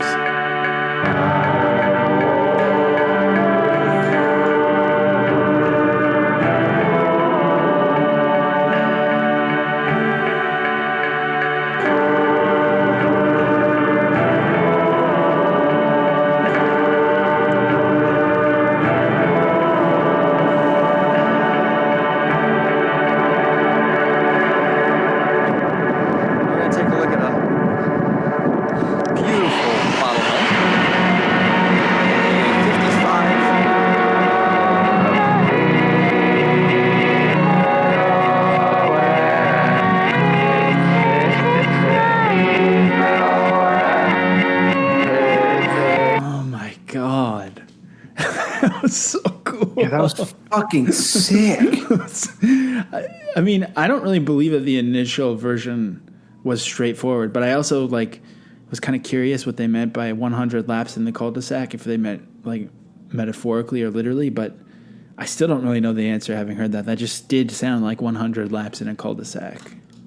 Yeah, one of the many cul-de-sacs in wherever they're cul-de-sac. Poli-sci Alex, hi, you got a second? I want to be a troll. So Poli-sci Alex, I think we kind of know what we're about to get into here. This is I want to be a troll. Hi.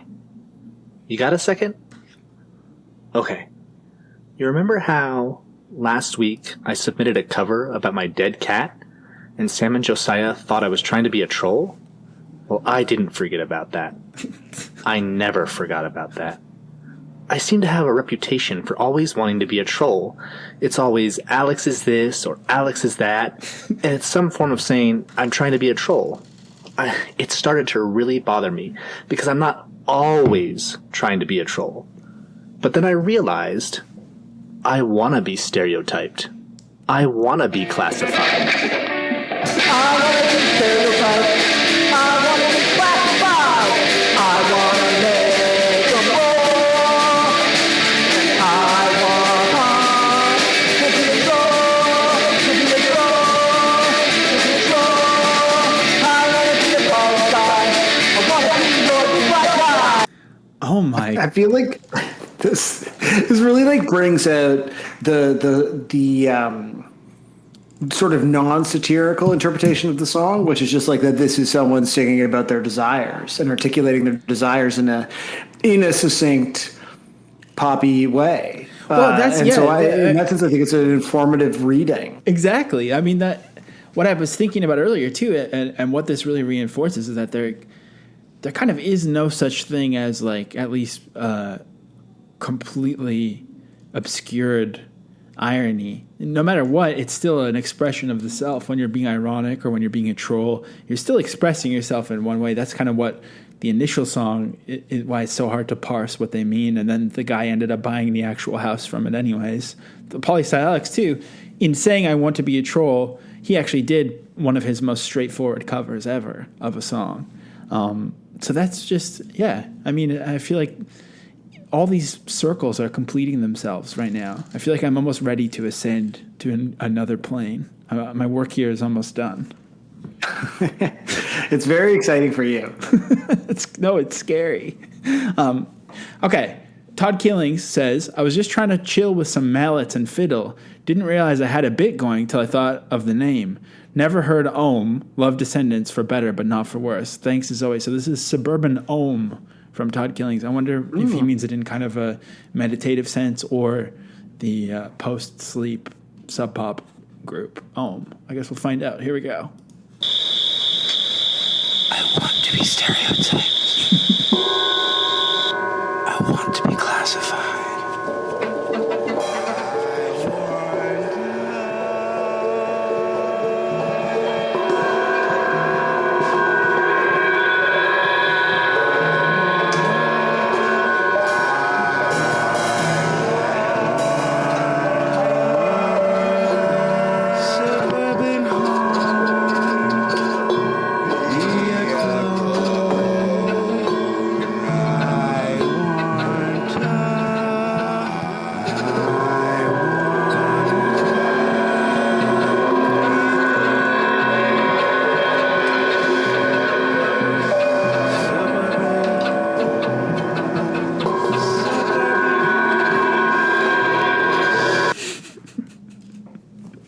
Yeah. So cool. I don't think it sounds like the band Ohm, but I've only ever heard them when I was in the Sub Pop Singles Club, which really dates myself and reveals what a fucking dork I once was. But I did have an Ohm. I'm so glad you're cool now. For a little while. Yeah, now I just, today I edited a compilation of toilet videos for a different project that I'm working on. So kind of, yeah, I've really turned a corner in my life, I think. Like a different project. Yeah, it's just much worse, I think.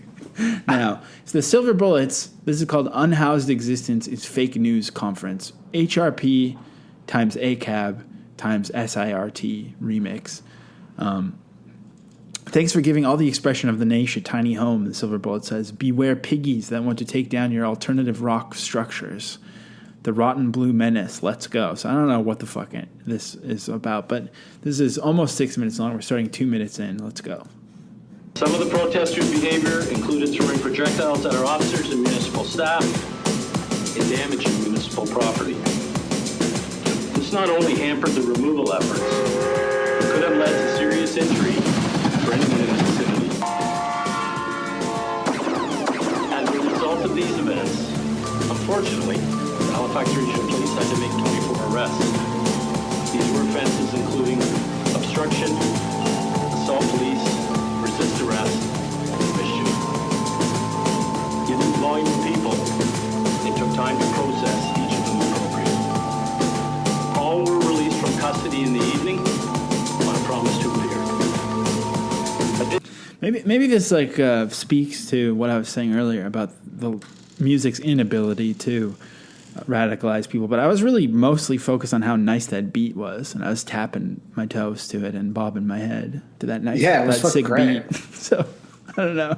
It seems like there was a bit of a theme to it or something, but I was kind of more into the beat, really. I'm a beat based guy. Yeah, like if and you that can, beat was based. If you okay, there we go. I can't improve on that, so I'm going to move along to 20th century Suburban Home. Let's go. 1, 2, 3, 4. I want to be stereotyped. La, la, la. I want to be classified. I want to be a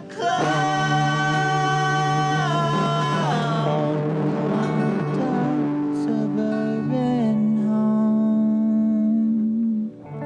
Suburban home.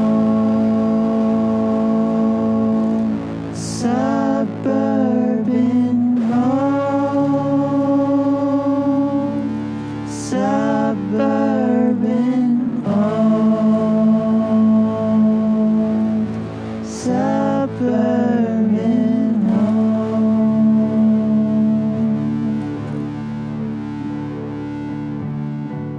I want to. That was fucking insane. That's got to be. I mean, there's still 3 minutes left. I don't know.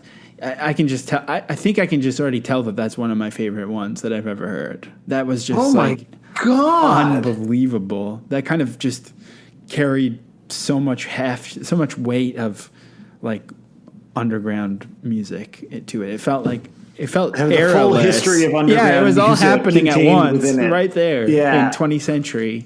That was honestly, that was very, very sick. Yeah, that was kind of jaw-droppingly good. Okay, up next, Baby Tyler. Well, where?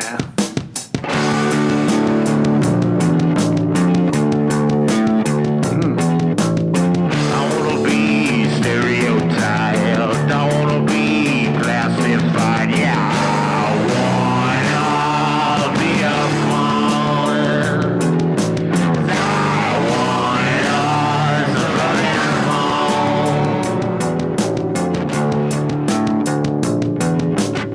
I wanna be masochistic. I wanna be a statistic. Yeah, I wanna be a clown. 'Cause I wanna suburban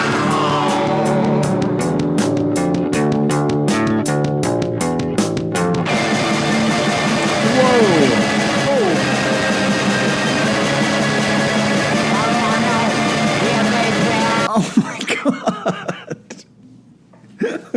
Holy shit! That was so sick. The song is like pushing people into like very exciting and new territories. Yeah, I mean, I was gonna say, so obviously, Baby Tyler, I think, is the most prolific of the 155 cover artists. I think I could be wrong, but I'm pretty sure Baby Tyler has submitted almost every single week, other than the 1 week that had an asterisk beside it, which we will never speak of again. But I did notice that Baby Tyler was acoustic for a little while and was kind of like doing these like sort of soft, beautiful ballads. And ever since he's plugged back in, I feel like Baby Tyler's more aggro, kind of has this more like mid-tempo crankiness to him that then turned into this like black metal part. So yeah, I mean, Baby Tyler's like on some shit right now, is what I'm trying to say. Yeah, I'm excited about the current Baby Tyler moment that we're all living through. It's Baby Tyler's world, and we're just living in it. Up next is a name I've not seen before, Fighting. That's a cool band name for sure. This is Fighting with Suburban Home.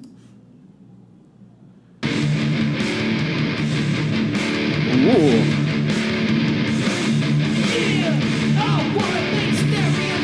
Okay.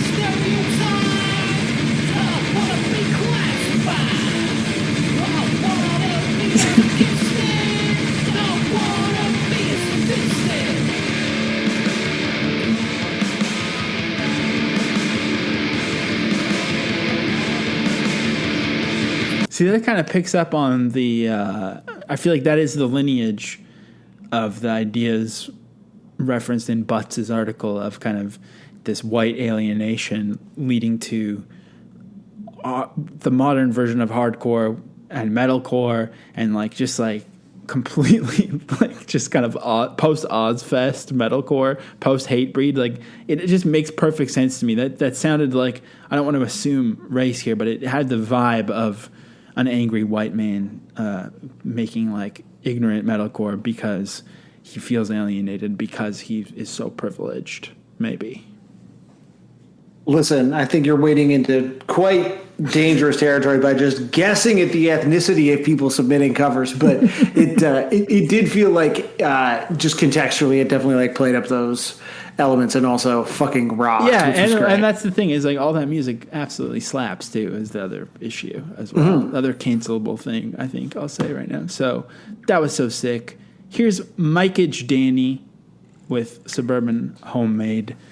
And we never talked about, I guess, the other element of Descendents seeming like old people and seeming like homework and seeming like visiting an old folks' home when you listen to them is that they do love to put the word age at the end of every word. And I actually don't know why they do that. And I feel like probably the people who want to know already know.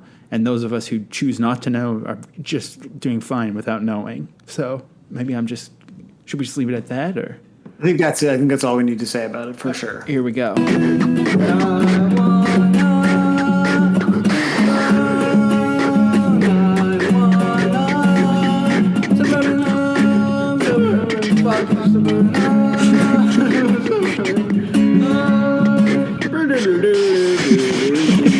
I don't want no baby bad. I don't want no shifts like mom and dad. I don't want to be stereotyped. I want to be classified. I want to be masochist and real. I want to be There's a whole like explanation apologizing for doing yet another shit post, and the WAV file is named "Oh God." But I kind of like that one presented just on its own as this kind of. Yeah, I don't think it needs it. It was like oral interpretive dance version of the song in a way. Beautiful. Okay, oral interpretive dance sounds like a real charitable way of describing like making out or something. It was like an oral. I'm working on a I novel. saw you guys doing a little bit of that oral interpretive dance last night after the party, huh? I was saying AURAL, but your thing's funny too, Sam. Thanks, man. Okay, here's Tightrope Tiger, Suburban Home.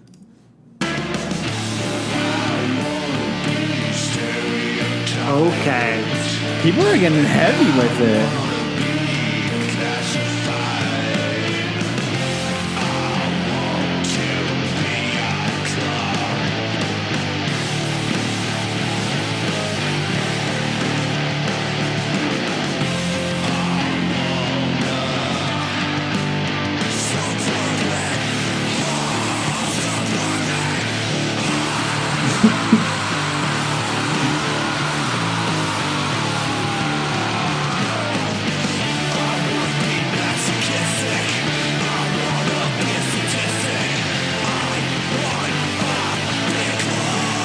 Why is there so much Ozfest energy this week? You know what it is? I think people are slowly realizing that Penelope Spheris Ozfest 99 documentary is on YouTube. And if you are looking to watch a documentary about late 90s heavy and alternative culture, you could do better than one of the 10,000 Woodstock 99 documentaries that are coming out that are currently out and will be coming out shortly. And instead, you could watch that doc, and I think people are getting that message, and it is informing the vibes. Or maybe they're just really, really wound up from the MGK Slipknot beef, which is currently. Oh my God, you're having a good time, eh? I am having a good time. That's not for today, but maybe we'll break it down on a Sclusy one. We're gonna have to because you are like at this point I feel like an active sort of third party in that beef.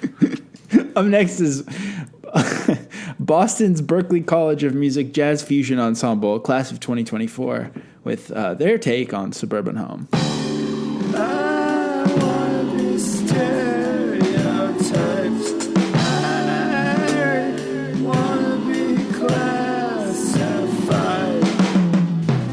I wanna be a clone. I wanna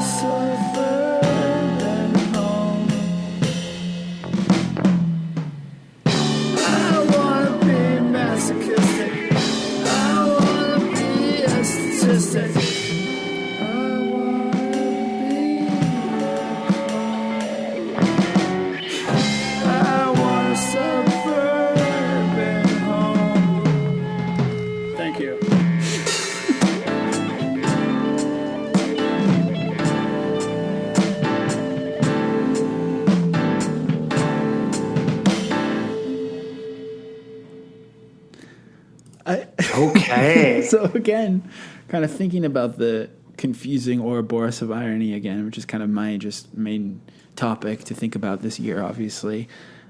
To be able to do an impression of a Berklee College of Music jazz fusion ensemble that is seemingly tongue-in-cheek or poking fun at it, but to be able to do it well, then you're also flexing that you are as good as Berklee College of Music class of 2024.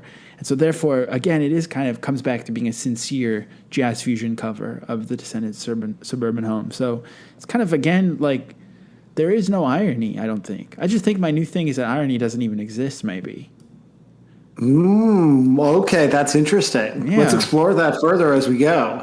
Yeah, something to think about. Up next, Shoes Robinson. Who the fuck is this guy? Never heard that name before. Who does he think he is showing up here? Some guy named Shoes Robinson. It's a ridiculous name. Okay, we're going to start at 2 minutes 23. Here we go. Because I wanted to be stereotyped. I wanted to be classified.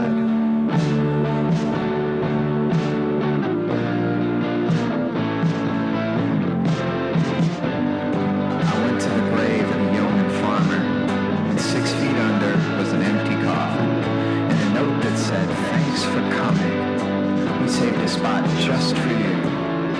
We saved the plot just for you.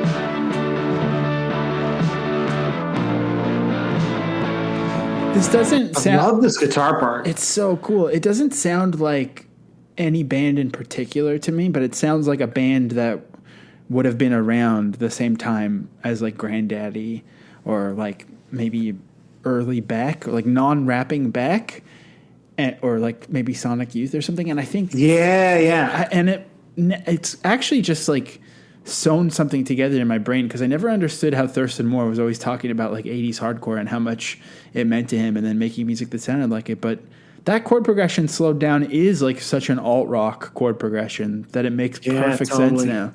But obviously, once again, Shoe's incredible production. Was that an original poem added in just for extra weight? I mean, incredible. So good. Yeah, just to give it heft. There's so much heft all the time these days. We're living in hefty times. Up next, BW, Suburban Home.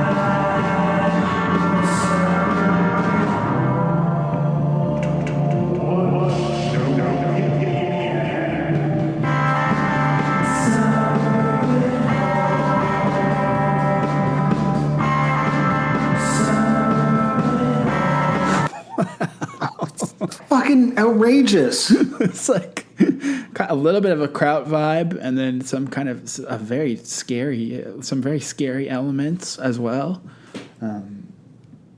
It's this extra spooky Kraut. Do you think that saying "I want to be stereotyped" at the very start is what's driving people to take it in such dark direction? Like maybe opening with "I want to be" and then saying something with bad connotations. You immediately are like, "Oh, this needs to have black eyeliner. This kind of my cover needs to sound like it has black nail polish on." I think that's carrying a lot of weight in terms of leading the framing. You know. There was something in that article about saying "I wanna" so many times, making it a gimme. Oh kind yeah, of it was thing. "I want" and "I don't want" was also very important. in that Right. article. Yeah. The article is really. I mean, instead of listening to this show, you should probably just read things by smart people. I guess is what we've learned this week. Or you can listen to someone who's decided to name their project Trash Can Puke, and they're back again with Suburban Home. Let's go.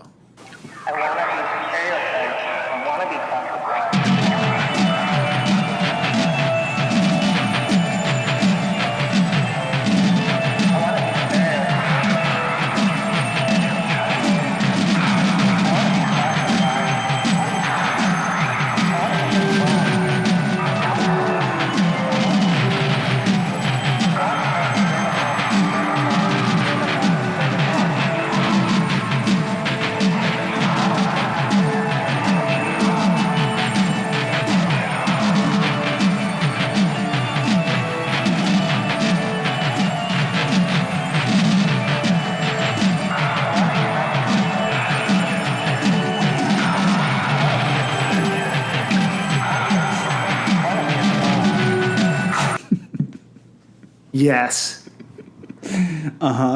That's kind of Absolutely. elements of all of them so far in there a little bit.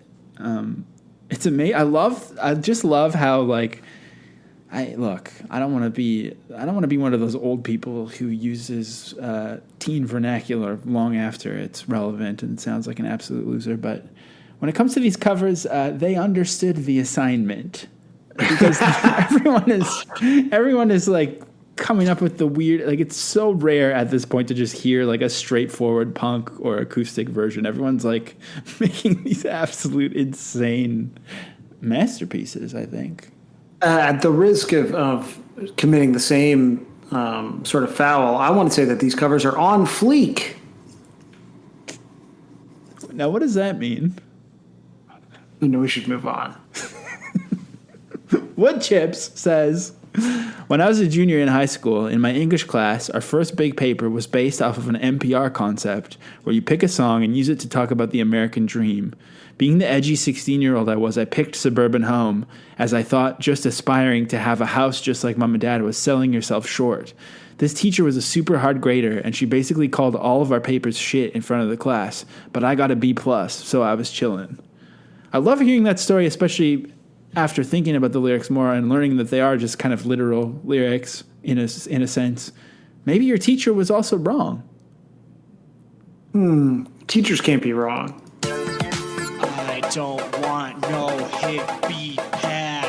I don't want no hippie pad. I don't want no hippie pad. I want a house just like mom and dad. I wanna be Yes. Wow. I wanna be classified. I wanna be masochistic. I wanna be a statistic. I wanna be a clone.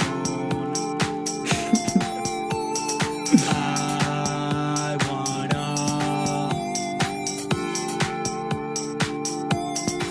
Suburban Home. That's so sick. That was fucking awesome. I want to read more about this paper, though. Like, I'm hoping that it's. I was I picturing don't know Wood if like Chips. that's the energy of the paper I was too. picturing Wood Chips like dancing around, wiggling his butt in his class's face after getting a B+, and everyone else failing. I was also thinking about the lyrics more while I was listening to that, and like, you know, saying I don't want a hippie pad, I want a house just like mom and dad. If this is the 80s and you're saying you don't want a hippie pad because you don't want something kind of 60s or 70s-ish, what you're really asking for is mid-century modern, which is kind of like the standard boilerplate normie house to have now. So again, this song delivers on the promise of just the current generation's desire to have a normal house. So it kind of makes this kind of like this should be in a Structube commercial or something. It should be called Mid-Century Modern Home. Yeah, exactly. Gosh Dang says, in our freshman year, my two best friends and I made a feature-length film called Suburbs, with Suburban Home being the opening title track. Another prominently featured song in the film was The Promise by When in Rome. So in honor of the trip down my own memory lane, this is a cover of Suburban Home in the style of When in Rome. So do you know there's so much rhyming here that it's throwing me off, but is When in Rome a band that people have heard of? Is that something you know? No.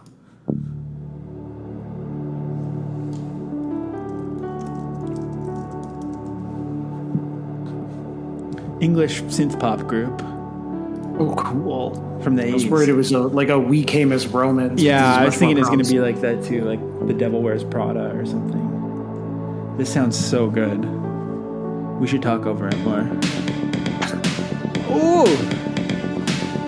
I wanna be stereotyped.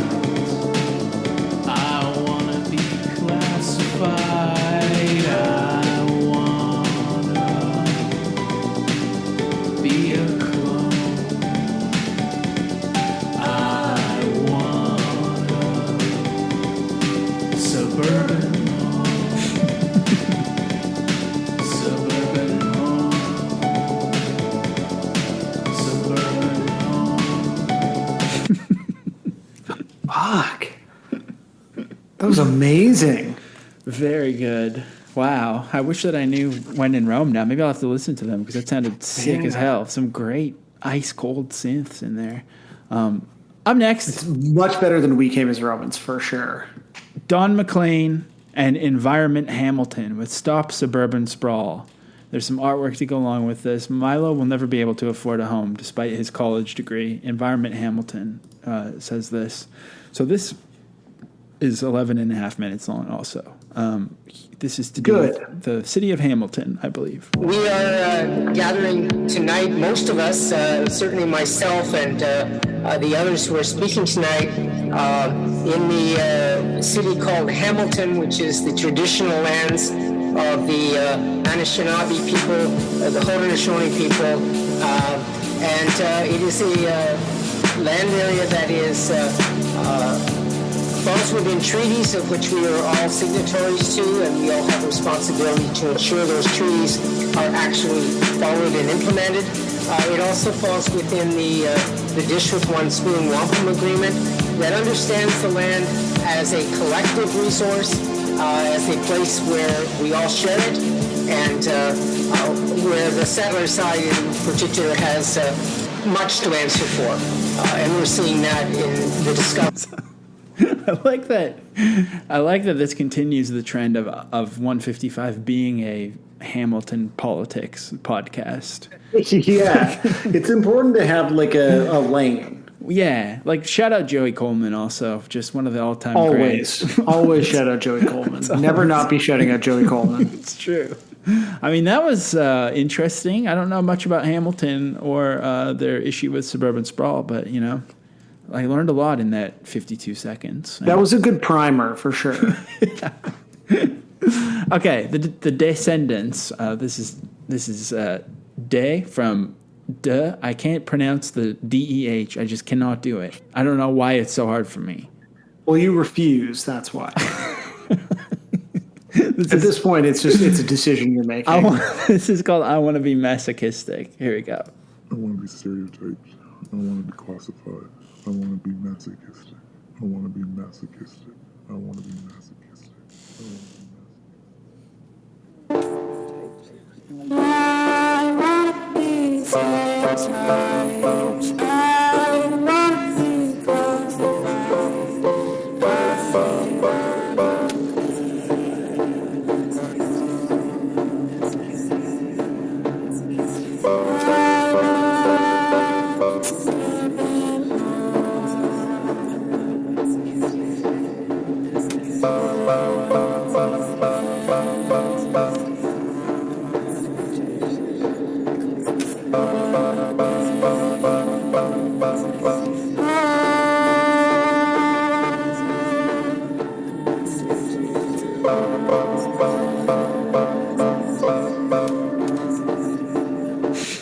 So sick. Fucking wild. I feel like because this is such a like classic of the genre or whatever, directions that people are going in. Like everything feels so like absolutely like unmoored from the Descendents, and it's very fucking interesting. Yeah, I agree. And I also loved how that one was so blown out that like any millisecond of that cover, which I assume was probably not made too much digitally, but any millisecond of that could almost be sampled as like a drum in a techno track because it was so totally so sharp sounding, so sick. Okay. Fish Tricks, Suburban Home. Fish Tricks says, keeping on trying new things, but the noodles continue. Well, the noodles should never stop, my friend. Let's go. I wanna be stereotyped. They wanna be classified. I wanna be a baby. I wanna be stereotyped. I wanna be classified. I wanna be a clone. I want a suburban home. Suburban home. Suburban home. Suburban home.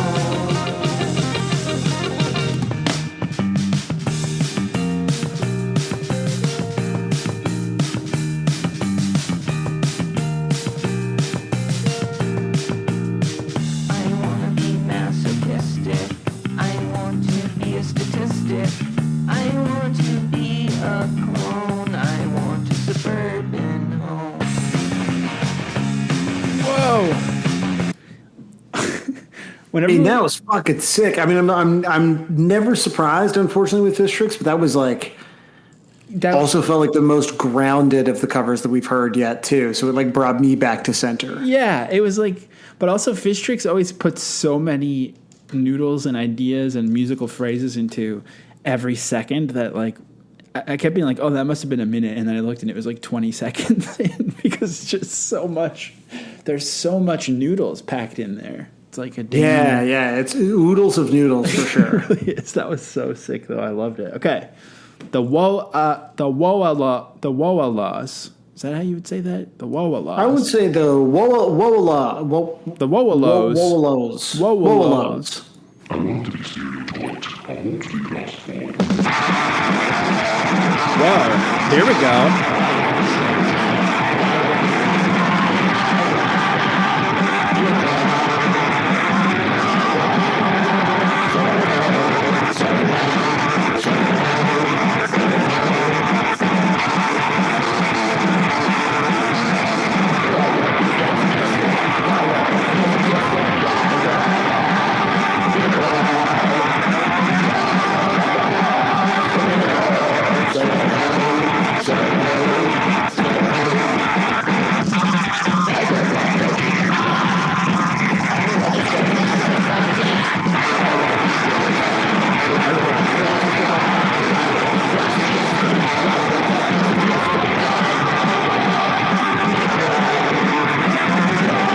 I'm glad we have one that feels like it's a lesser known Muppet who hosts a 4 a.m. college radio show and huffs glue all night. You know, like that we needed that energy and we got it thanks to the Woa Lows. Absolutely, yeah. Because that was, and we deserve that energy. We all deserve that energy. it always does feel like 4 a.m. at this point in the pod. So yeah, I appreciate exactly. it. I mean, we have so much more potting to do. We do, but we're on to the last cover. This is by Beaten Red and Blue. This is called Mortgage Eligibility District Tributes versus White Savior Game Masters, featuring more of the same. And again, we have already heard from Silver Bullets. There are two people who continually contribute these extremely esoteric Canadian political sound collages. The caption says, "The body politic is like a tiny house that hasn't yet been fully torn down by the state.